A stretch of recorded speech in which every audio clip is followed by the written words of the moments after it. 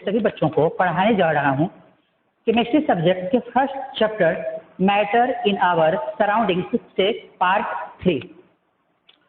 आज का आपका वीडियो जो है यह पूरी तरह से बेस्ड है मैटर के पार्टिकल्स के कैरेक्टरिस्टिक्स पर। आप लोगों ने लास्ट वीडियो में देखा था कि मैटर के पार्टिकल्स जो होते हैं उनके पास में अलग अलग कैरेक्टरिस्टिक्स होता है। हम लोगों ने उसमें से दो कैरेक्टर्स को पढ़ रखा था, देख लिया है, हम लोगों ने समझ लिया उसे। आज हम लोग बाकी बचे हुए दो कैरेक्टरिस्टिक्स की बात करेंगे। तो इसमें सबसे पहला कैरेक्टरिस्टिक्स जो है वह है कि पार्टिकल्स जो होते हैं मैटर के वो एक दूसरे को अट्रैक्ट करते हैं। Particles of matter attract each other. इसका मतलब है कि हमारे आसपास में जितने भी तरह के मैटर एग्जिस्ट करते हैं, चाहे वह सॉलिड स्टेट हो, लिक्विड स्टेट हो या गैसेस स्टेट हो, हम यह समझ सकते हैं कि वह जिन पार्टिकल्स से बना होता है वह पार्टिकल्स एक दूसरे को अट्रैक्ट करते हैं और इस अट्रैक्शन की वजह से वो पार्टिकल्स एक दूसरे के साथ बने रहते हैं। तो हम लोग इस कैरेक्टर को समझेंगे। इसके अलावा एक और यहाँ पर है कैरेक्टर, वह है कि पार्टिकल्स जो होते हैं मैटर के एक कंटिन्यू मोशन में रहते हैं। Particles of matter are continuously moving. लगातार वो मूव करते रहते हैं, वो एक ही जगह पर बने हुए नहीं रहते हैं। हम लोग इस लास्ट कैरेक्टरिस्टिक्स को खत्म करेंगे और इसके साथ हम लोग दो और अलग अलग टॉपिक्स को समझेंगे। उसमें एक है डिफ्यूजन और दूसरा है ब्राउनियन मोशन। उसकी बात हम लोग नेक्स्ट वीडियो में करेंगे। आज का वीडियो जो है इसका फोकस हम लोग पूरी तरह से रखते हैं इन दो कैरेक्टर्स के ऊपर। तो चलिए अब हम शुरू करते हैं। यहाँ पर हम क्या देख रहे हैं कि पार्टिकल्स जो होते हैं मैटर के वो एक दूसरे को अट्रैक्ट करते हैं। ठीक है, इसका मतलब होता है कि अगर हम एक आयरन का पीस लेते हैं, वह आयरन पीस जिन पार्टिकल्स से बना होगा आयरन का, वो पार्टिकल्स एक दूसरे को मजबूती से बांध कर रखते हैं। अगर हम चाहें कि उसके ऊपर थोड़ा सा फोर्स अप्लाई करके उन पार्टिकल्स को हम अलग कर दें, तब ऐसा करना आसान नहीं होगा। आसान नहीं होने का मतलब है कि उन पार्टिकल्स को अलग करना आसान नहीं है। वो पार्टिकल्स एक दूसरे के साथ जुड़े रहेंगे, बंधे रहेंगे, क्योंकि उनके बीच में एक प्रकार का अट्रैक्शनल फोर्स वर्क कर रहा है। इसके बाद आप इसी प्रकार से मैटर के किसी भी उदाहरण को ले लीजिए, चाहे एक आइस क्यूब हो, चाहे मान लेते हैं कि वो कोई एक चौक का टुकड़ा हो या कोई और हो, चाहे वो किसी भी फिजिकल स्टेट को रिप्रेजेंट कर रहा हो या उससे बिलोंग कर रहा हो, उसके पार्टिकल्स को अलग करना आसान नहीं होगा अगर उनके बीच में मजबूत अट्रैक्शनल फोर्स वर्क कर रहा है तो। हाँ, अगर उनके बीच का अट्रैक्शनल फोर्स कमजोर पड़ जाएगा, कमजोर होगा, तब उनको हम लोग अलग कर पाएंगे थोड़ा आसानी से। और अगर उनके बीच का अट्रैक्शनल फोर्स बिल्कुल कमजोर होगा तब बिल्कुल आसानी से उनको अलग हम कर पाएंगे। लेकिन अगर मजबूत काम कर रहा है तब उनको अलग करना आसान नहीं होगा। अब आगे बढ़ते हम लोग इस कैरेक्टरिस्टिक्स की ओर और देखते हैं यहाँ पर जो पॉइंट मेंशन किए गए हैं अलग अलग, उनको समझने का प्रयास करते हैं। तो सबसे पहला पॉइंट यहाँ पर आपको दिया गया है, particles of matter have a force acting between them, this force keeps the particles together. Matter जिन पार्टिकल्स से बना होता है उन पार्टिकल्स के बीच में एक फोर्स एक्ट करता है, एक फोर्स लगता है, और यह फोर्स जो होता है उन पार्टिकल्स को एक दूसरे के साथ बनाकर रखता है। मतलब इसका साफ निकलता है कि मैटर जिन पार्टिकल्स का बना हुआ है उनके बीच का अट्रैक्शन फोर्स उन पार्टिकल्स को बांध कर रखेगा, बाइंड करके रखेगा।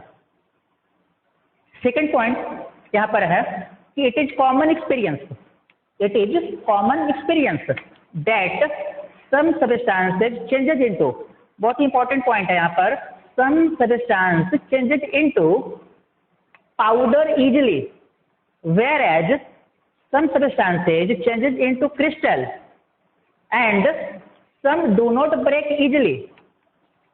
मतलब साफ है कि अगर आपको दे दिया जाता है कुछ टाइप मैटर का, कुछ अलग अलग प्रकार जो अलग अलग फिजिकल स्टेट को रिप्रेजेंट कर रहा हो, या मान लेते हैं कि वो एक ही फिजिकल स्टेट को रिप्रेजेंट कर रहा हो, और कहा जाता है कि आप उसके ऊपर फोर्स अप्लाई कीजिए तब हो सकता है कि उसमें कोई एक टाइप जो मैटर का है या उदाहरण जो मैटर का है, एग्जाम्पल जैसे मान लेते हैं कि चॉक, वह आसानी से पाउडर हो जाएगा, वो आसानी से ब्रेक कर जाएगा। लेकिन अगर हम उसको कंपेयर करें किसी और से, जैसे मान लेते हैं कि हम ले रहे हैं आयरन का एक पीस ले लिए, अगर उससे कंपेयर करेंगे तब आयरन का पीस जो आपने ले रखा है ना, वह आसानी से पाउडर में कन्वर्ट नहीं होगा।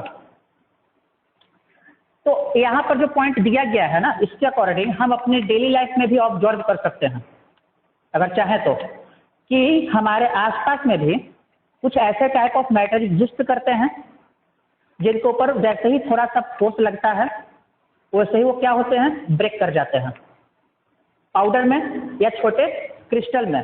लेकिन कुछ ऐसे भी होते हैं कि उनके ऊपर अगर फोर्स अप्लाई करें तब वो आसानी से ब्रेक नहीं होंगे। तो आप लोग अपने डेली लाइफ से भी इसका एग्जाम्पल सेट कर सकते हैं। इसके लिए आपको कोई ऐसा नहीं है कि लेबोरेटरिकल एक्सपेरिमेंट देखना पड़ेगा, उसके ऊपर डिपेंड होना पड़ेगा, आपको वहाँ से उदाहरण निकालना पड़ेगा, ऐसा कुछ नहीं है। अपने डेली लाइफ में भी आप इसको देख सकते हैं कि ऐसा कौन सा सिचुएशन है जहाँ पर मैटर का कोई एक टाइप जो है वो इजीली ब्रेक कर जाता है और दूसरी जगह पर ब्रेक नहीं करता है इजीली। चलिए अब आगे बढ़ते हैं हम लोग। यहाँ पर तीसरे पॉइंट की ओर आते हैं। The reason is that the magnitude of force of attraction varies from one type of matter to another.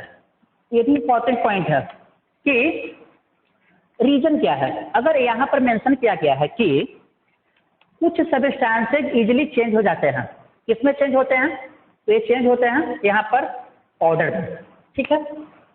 कुछ सबस्टांसेज इजीली चेंज हो जाते हैं पाउडर में, जबकि कुछ सबस्टांसेज चेंज होते हैं पाउडर में नहीं बल्कि क्रिस्टल्स में, ठीक है। और कुछ जो है वो इजीली टूटते ही नहीं है। इसके पीछे का कारण क्या है?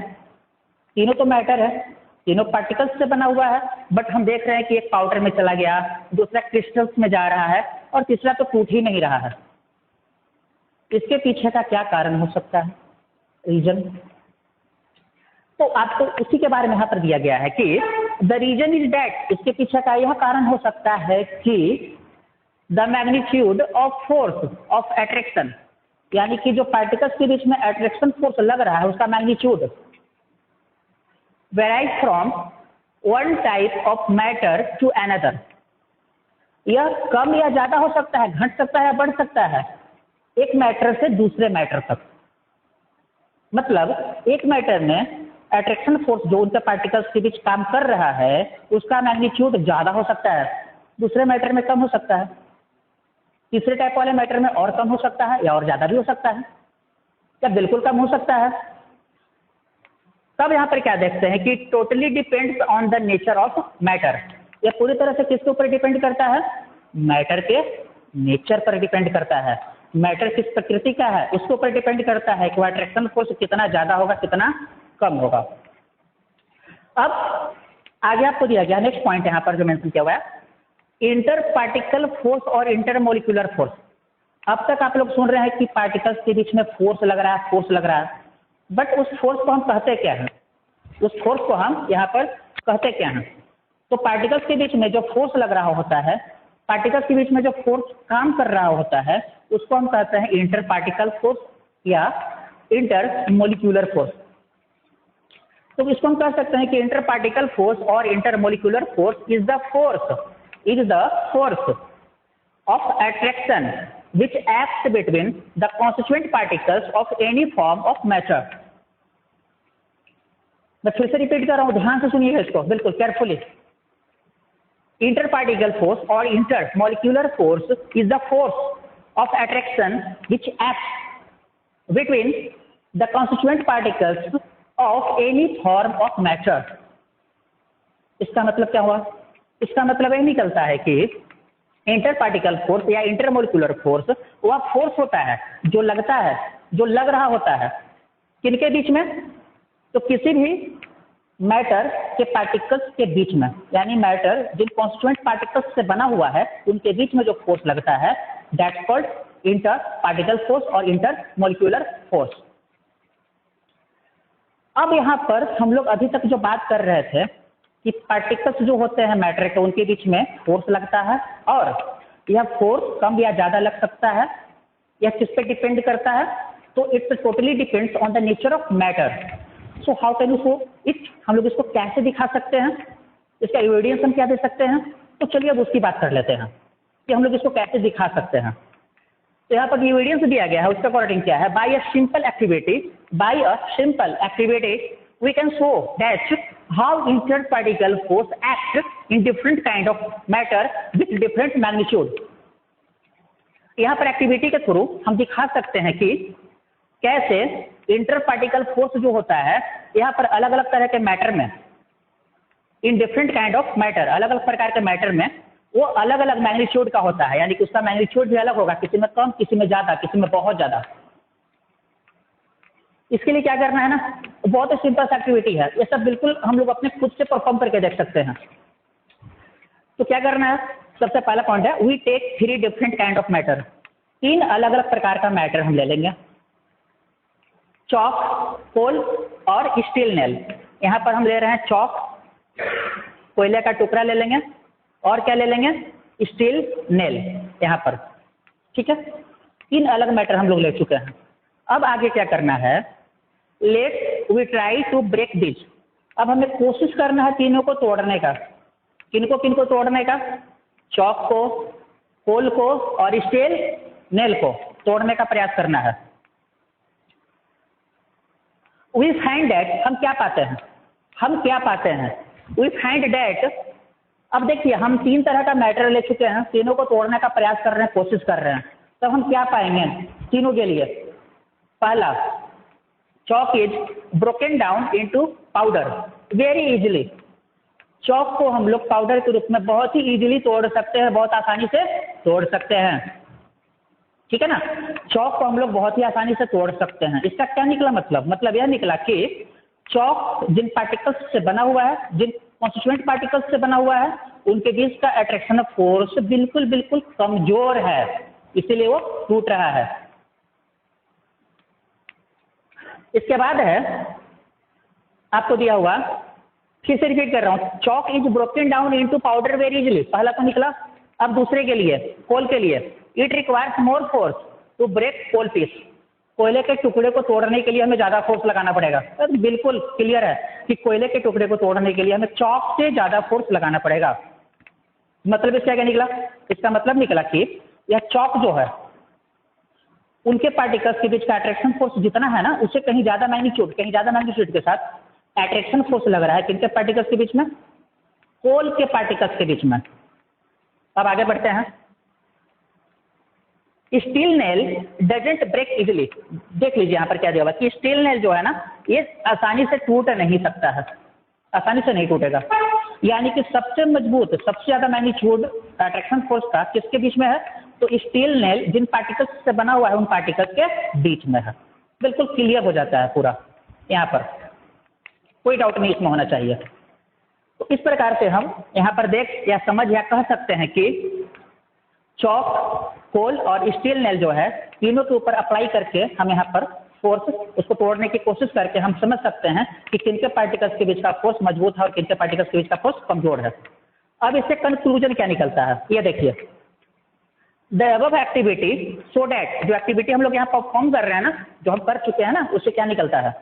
एक क्या दिखा रहा है? सबसे पहला, particles of matter have inter particle force which keep them together. सबसे पहला ये निकलता है यहाँ तक कि इंटर पार्टिकल फोर्स जो होता है, जो मैटर के पार्टिकल्स के बीच में लगता है ना, वह पार्टिकल्स को एक साथ बनाकर रखता है। पहला तो ये निकला, एक साथ बनाकर रख रहा था, ठीक है ना। दूसरा क्या निकलता है कि the state force of attraction varies from particle of one substance to particle of another substance. दूसरा यह निकलता है कि यह अलग अलग नेचर वाले मैटर में अलग मैग्नीट्यूड के साथ लगता है फोर्स। यानी अगर हम यहाँ पर देखें एक तरह वाले सबस्टेंस को अगर कंपेयर करें दूसरे तरह के सबस्टेंस से, अगर उनके पार्टिकल्स के बीच में लगने वाले फोर्स को कंपेयर करें, तब ये बिल्कुल अलग अलग मैग्नीट्यूड के साथ एग्जिस्ट करता है, ये वैरी करता है, किसी में कम किसी में ज़्यादा। जैसे हम देख रहे थे चॉक में बिल्कुल कम, उससे ज़्यादा किस में लग रहा था? यहाँ पर चौक से ज़्यादा तो कोल में, और सबसे ज़्यादा स्टेल नेल में। इस प्रकार से यहाँ पर सेकेंड कैरेक्टरिस्टिक्स जो है पार्टिकल्स ऑफ मैटर वाला, कि मैटर के पार्टिकल्स एक दूसरे को अट्रैक्ट करते हैं, उसका पूरा एक्सप्लेनेशन आपको दे दिया गया है। उम्मीद है कि आप लोग समझ गए होंगे। अब हम बढ़ते हैं सबसे लास्ट कैरेक्टरिस्टिक्स की तरफ, जिसमें हम लोग को पढ़ने को मिलता है कि पार्टिकल्स जो मैटर के होते हैं ये लगातार मूव करते हैं, कंटिन्यूसली मूव करते हैं। Particles of matter are continuously moving, लगातार मोशन में रहते हैं पार्टिकल्स।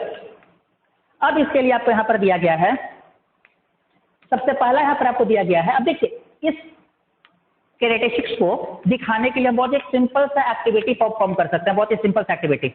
ये भी घर में करके देख लीजिए। आप लोग इससे हालांकि पहले से इंट्रोड्यूस है, बट इसके पीछे का साइंटिफिक रीजन शायद नहीं जानते हो। कुछ बच्चे जानते भी होंगे, शायद हो सकता है जानते होंगे।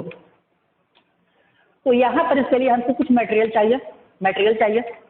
बिल्कुल सिंपल सा, एक अगरबत्ती और एक मैच बॉक्स ले लीजिए, ठीक है, सिंपल, और कुछ नहीं करना है, इससे ज़्यादा लेना है आपको। अब क्या करना है ना, सबसे पहले आपको क्या करना है कि उस अगरबत्ती को आप अपने घर के, आप जिस रूम में हैं, आप जिस कमरे में हैं, अभी तो घर में ही है ना, बाहर तो घूमना है नहीं अभी आप लोगों को। स्कूल तो जान ही रहे हैं कि आपको कहा जाएगा कि स्कूल का जो आपका है क्लासरूम है उसके कॉर्नर में रख दीजिए। चलिए आप अपना कमरा जो है, आपका अपना रूम जो है, आपका अपना घर जो है, उसी के किसी एक कमरे में आप उस अगरबत्ती को किसी कॉर्नर पे रख दीजिए, ठीक है। रखने के बाद put an unlit incense stick in a corner of your room. अब क्या करना है, go close to the incense stick and smell it. आप नजदीक जाइए और जाकर स्मेल कीजिए। स्मेल करने पर आप तक उसका स्मेल जो, उसका सुगंध जो है, अगर मान लेते हैं उसमें अच्छा फ्रेग्रेंस तो आप तक पहुंचेगा, आप उसको स्मेल कर पाइएगा, लेकिन आपको नजदीक जाना पड़ेगा। अगर आप स्मेल कर रहे हैं और उसका स्मेल अगर आप तक पहुंच रहा है तो इसका मतलब है कि वो जिन पार्टिकल्स से बना हुआ था वो मूव कर रहा है, तभी आप तक पहुंच रहा है। अगर मूव नहीं करता तब आप तक नहीं पहुंचता। अब आगे क्या करना है, अब आपको मैच बॉक्स का यूज करना है।